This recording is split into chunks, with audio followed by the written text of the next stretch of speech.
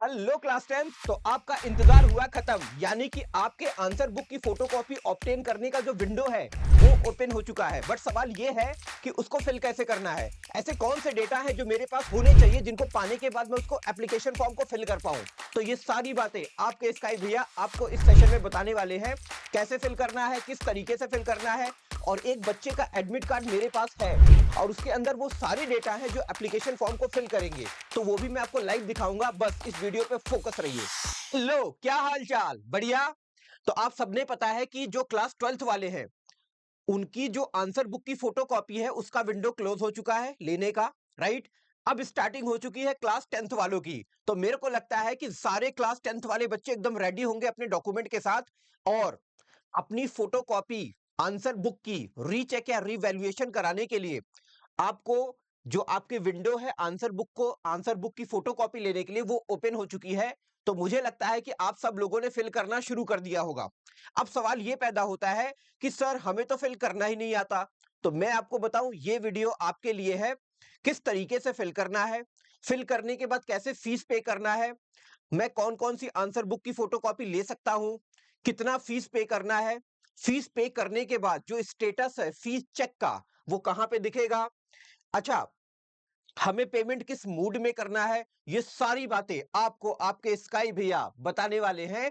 और उसके बाद आपको कैसे फोटोकॉपी मिलेगी वो भी आपको इस वीडियो के माध्यम से मैं बताऊंगा, राइट। तो स्टार्ट करें, ठीक है। तो देखो बेटा, सबसे पहले आपने को क्या करना है, बहुत ध्यान से देखना। आपको ये ऊपर वेबसाइट दिख रही है, सबको बताओ, ये वाली वेबसाइट पता नहीं कितनों को दिख रही है। देखिए, आपको मैं रीड करके बताता हूँ, ये आपको डिस्क्रिप्शन में मिल जाएगा इसका लिंक। आप इस पर डायरेक्टली क्लिक करोगे ना तो आप सीधे इसी पेज पे आ जाओगे, राइट। क्या है, cbsc.in/cbsc/web/default.afpx। नोट कर लो, डिस्क्रिप्शन में लिंक मिल जाएगा, इस पे आप क्लिक करोगे ना तो आप सीधे इस आइकन पे आ जाओगे। क्लास 10th वालों सुन लो, ओके। अब देखो, क्लास 12th की बात मैंने क्या बोला कि क्लास 12th का जो विंडो है बेटा वो क्लोज हो चुका है। जैसे आप क्लास 12th पे क्लिक करोगे ना तो आपको देखो यहाँ पे क्या दिख रहा है, यहाँ पे दिख रहा है आपका कि लास्ट डेट इज ओवर।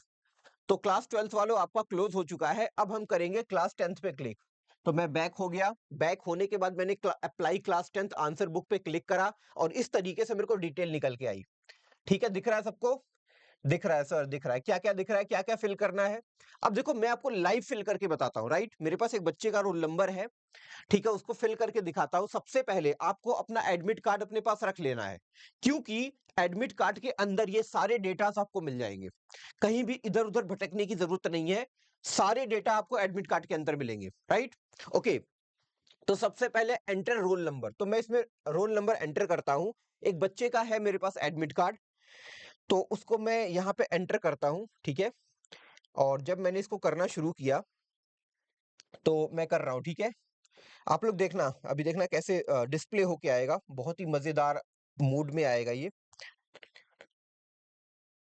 ठीक है। ये मैंने फिल कर दिया रोल नंबर। अब उसके बाद क्या फिल करना है, उसके बाद मेरे को enter 5 digit school number fill करना है जो कि आपके एडमिट कार्ड पे मेंशन है। तो चलो मैंने इसको फिल करना शुरू किया। स्कूल नंबर, जो भी आपका स्कूल नंबर होगा वो आपके एडमिट कार्ड पे मिलेगा, जिसको आपको फिल करके एंटर कर देना है। अच्छा, उसके बाद enter centre number admit card पे होगा। तो एडमिट कार्ड में मैंने देखा सेंटर का नंबर, तो मुझे इसमें जो सेंटर का नंबर दिखा वो दिखा बेटा जी, हाँ दिख गया, ठीक है।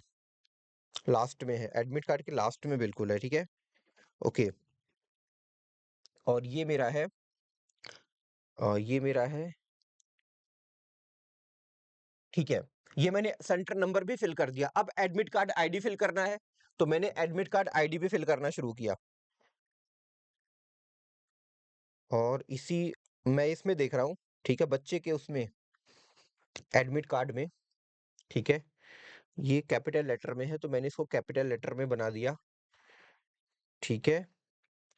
और मैं एक-एक उसके दो अल्फ़ाबेट है, उसके बाद मेरे को नंबर्स दिख रहे हैं, उसके बाद फिर नंबर्स दिख रहे हैं, ठीक है। अब देखो मैंने क्या-क्या किया, मैंने चारों जो भी मेरा चारों डेटा था वो चारों फिल कर दिया एडमिट कार्ड के थ्रू।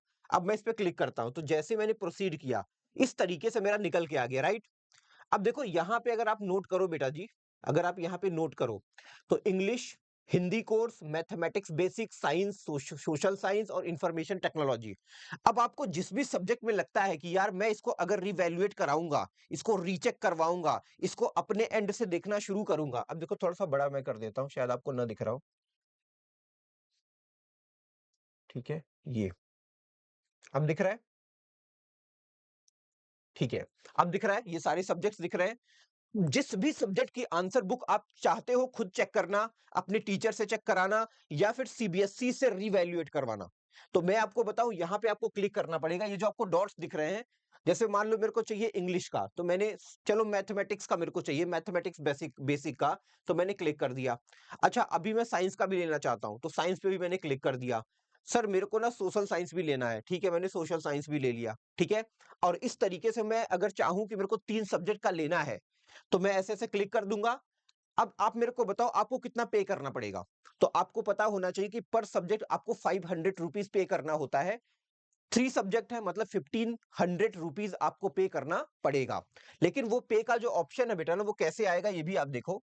अब ये फिल करने के बाद आपने क्या करा, कैंडिडेट एड्रेस, अपना एड्रेस फिल करा।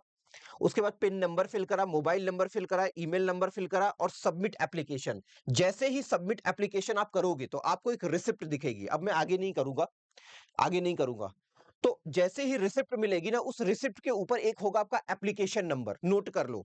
एक होगा एप्लीकेशन नंबर, और उस एप्लीकेशन नंबर को आप लोग नोट कर लेना, राइट? बहुत इंपॉर्टेंट होता है वो, तो उसको नोट करके अपने साथ रखना। अब क्या करना है, अब आप क्या करो, बैक आ जाओ। ठीक है, अब जब बैक आप आ गए तो आपने क्या करना है, अगला स्टेप क्या है, बहुत ध्यान से देखना। अगला स्टेप है फी पेमेंट का। मैंने इस पे क्लिक किया। अब जो एप्लीकेशन नंबर आपको मिला वहां पे, उस एप्लीकेशन नंबर को यहां पे फिल करो। आप देखो, एंटर एप्लीकेशन नंबर और अपना रोल नंबर फिल करो। और जैसे ये करोगे आप ना, तो आपको फीस का पेमेंट दिखना शुरू हो जाएगा। अगर 2 सब्जेक्ट का होगा तो आपको 1000 रुपीज शो करेगा। अगर 1 सब्जेक्ट का होगा तो 500 शो करेगा, और अगर 3 सब्जेक्ट का होगा तो 1500 शो करेगा। इस तरीके से आप यहाँ पे ऑनलाइन मोड में पेमेंट कर सकते हो। याद रखना, ऑनलाइन, ऑफलाइन पेमेंट का कोई सीन नहीं है। ठीक है, तो अपने वॉलेट में या फिर जो भी आपका ऑनलाइन सिस्टम है जिससे आप पे करने वाले हो, उसके अंदर अपना बैलेंस भी मेंटेन करके रखना। ठीक है, क्लियर है?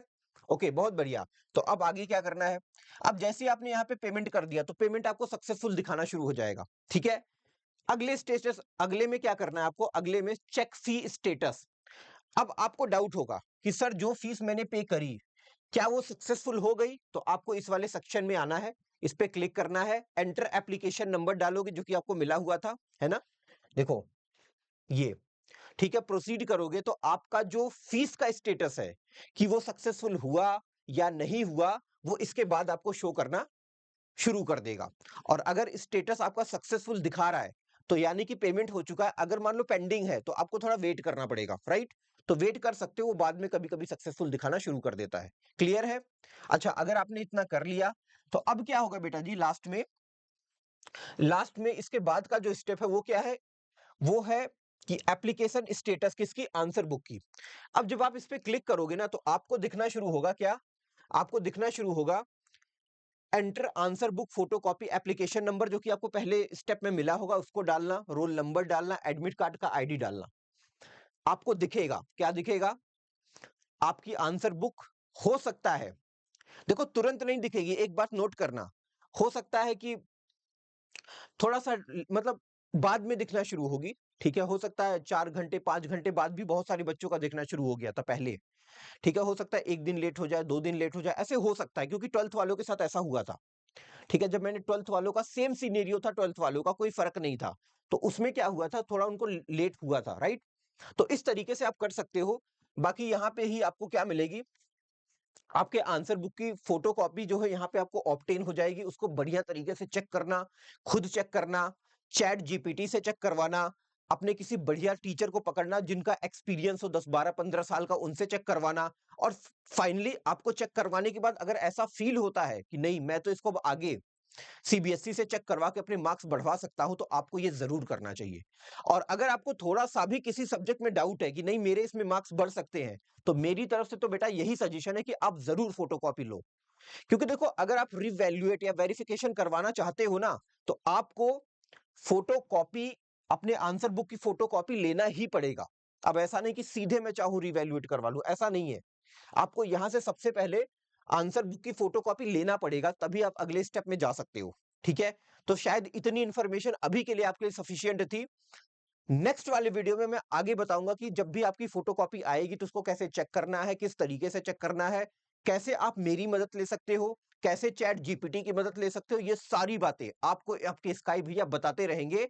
चैनल को लाइक और सब्सक्राइब करके रखना, ताकि ऐसी कोई इंफॉर्मेशन ना हो जो आपसे मिस हो जाए। ठीक है, तो शेयर करो, लाइक करो, बाकी लोगों को भी बताओ। मिलते हैं अगले वीडियो में, तब तक के लिए मस्त रहो, जबरदस्त रहो और यूनिवर्स के सबसे खुश इंसान बनो। बेटा जी, आपका जो वेरिफिकेशन है, आपकी जो मार्क्स है वो पक्का बढ़ेंगे, ये मैं गॉड से विश करूंगा। तो सब्सक्राइब जरूर करना बेटा जी, ठीक है, सब्सक्राइब और लाइक जरूर करना। ठीक है, ओके बाय बेटा।